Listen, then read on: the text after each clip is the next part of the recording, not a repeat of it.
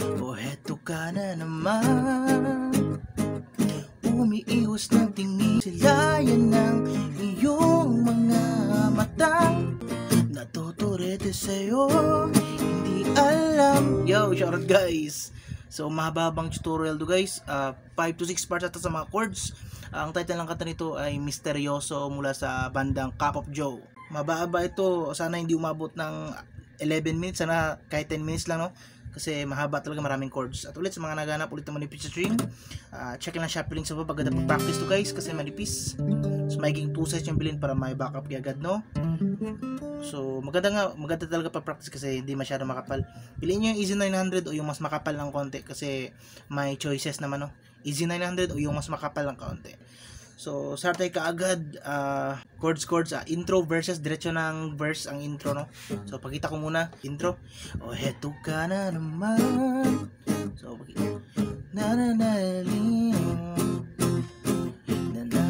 pakita ko muna, no? So G sharp, 4th fret lang yan, 4th fret yan na F, 4th fret, and then F minor. So dito for 1st fret, F sharp minor, 1st fret, okay? And then tapos B flat minor, ganyan B minor, 1st fret, and then C sharp at E flat, 4th fret, then move sa 6th fret. So 6 yan, 6th fret, 5, 6, 5, 6, okay? Mula sa C sharp, 4th fret, then 6th fret. And then strumming ito down. Sa first part, dalawang parte ng string pattern. First part ay down lang. And the second part, play ko muna, no? Bago ang second part, ito, intro first verse. Eto ka na naman. Down lang, down. Down. So, ito at verse niya, no? Down. Okay, down. C sharp at E flat.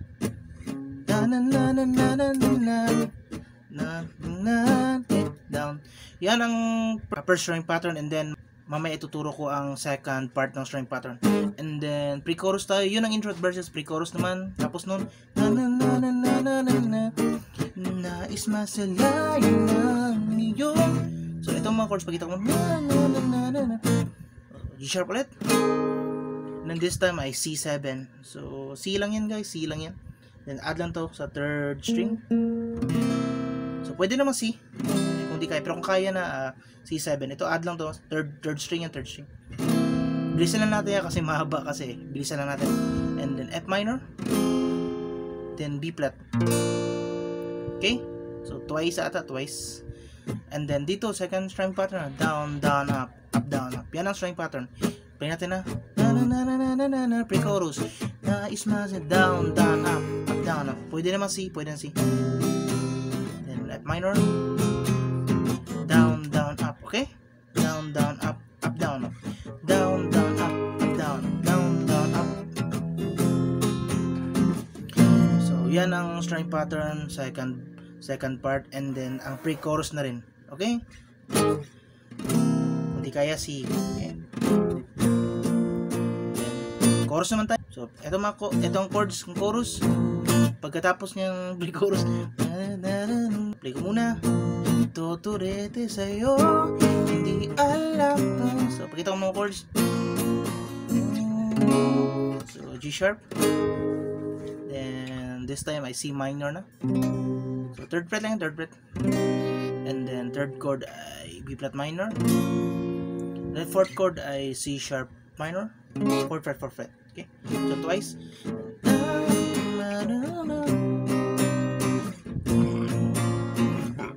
And then, tapos, ang susunod ay twice rin.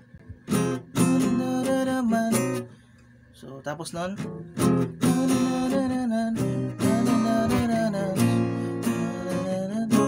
So, F sharp, F minor.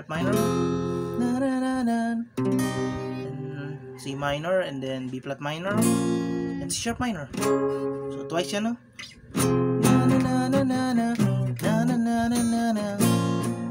Then C sharp minor for Misteryoso, then F sharp, F sharp. So ang mga chords yun nasa screen, no? Kayo na bala mag-timing. Pin lang natin para masundan nyo. Chorus. Natuturete sa'yo, di alam na twice. Then F minor, B flat minor, C sharp minor, 4th fret, twice, C sharp minor, misteryoso, then back up sharp para sa verse part, and then repeat lang guys, repeat ang verse, yung chords kayo na, pero ang string pattern na yun ang down, up, down.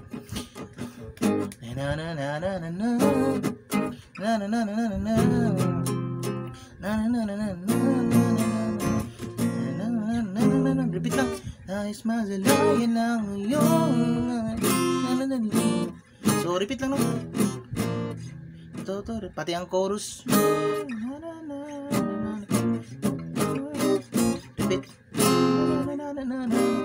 Repeat lang chorus. Misteryoso. Then diretso tayo ng bridge no. Bridge after ng second chorus, bridge tayo. So tapos nun, misteryoso. Second chorus tapos ng second chorus. Misteryoso. Play ko muna.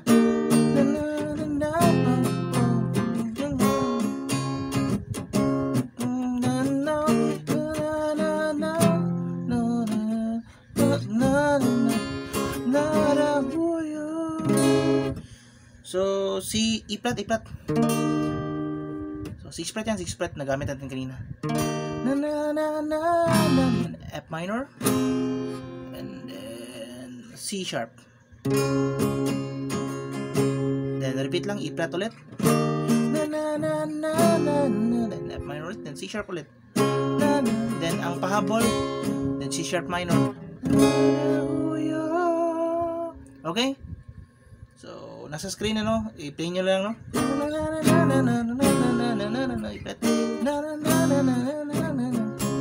Pahabol, C sharp minor. And then tapos nyan ay may pahabol guys, yung bago ang change key. Ito naman. Hindi alam. So twice to. G sharp, C sharp minor, E flat at so ang ending ay B flat. So play natin ulit no. Bridge to bridge. Pahabol sa bridge. Twice.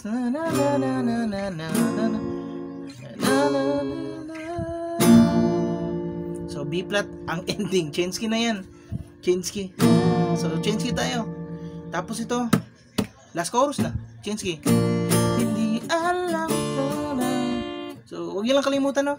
May pahabol na twice.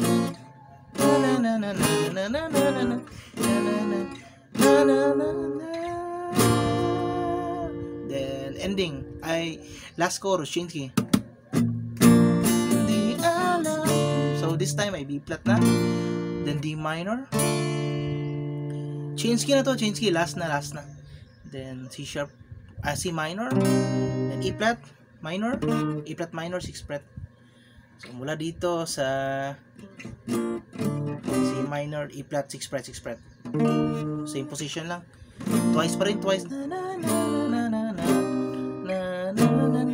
And then tapos ng twice yan. Then so G minor na. D minor. Then C minor. Then E flat minor. Twice rin yan.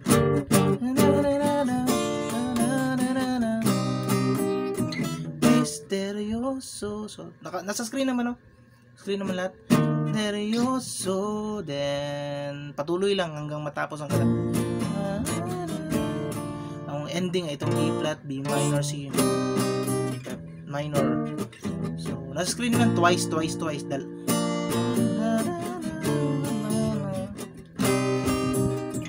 Misteryoso. So, yan lahat, no? Ang ending lang, wag kayo magluhan, twice yan, bawat isa, twice. Ang ending, ito. Parang inulit lang. So, sana hindi umabot ng 11 minutes. Mahaba talaga, kaya na bala mag-timing at magsunod-sunod, no? Mas maigi kung i-note nyo para di nyo basta-basta malimutan, no? So yun na lahat, kaya na bala mag-replay sa mga part na hindi nyo nakuha. Nakasunod-sunod na yun lahat guys. At ulit sa mga nagala, ulit na manipis sa string. Check na siya piling sa maganda pang practice to guys kasi manipis. At speaking of 2/6 yung bilhin para may backup kay ganda. Piliin nyo yung Easy 900 at o yung mas makapal ng kaunti kasi may mas makapal ng kaunti sa Easy 900. Ang dito man tutorial guys. Kaya na bala mag-timing, mahaba talaga, marami kasang chords. Bye bye guys.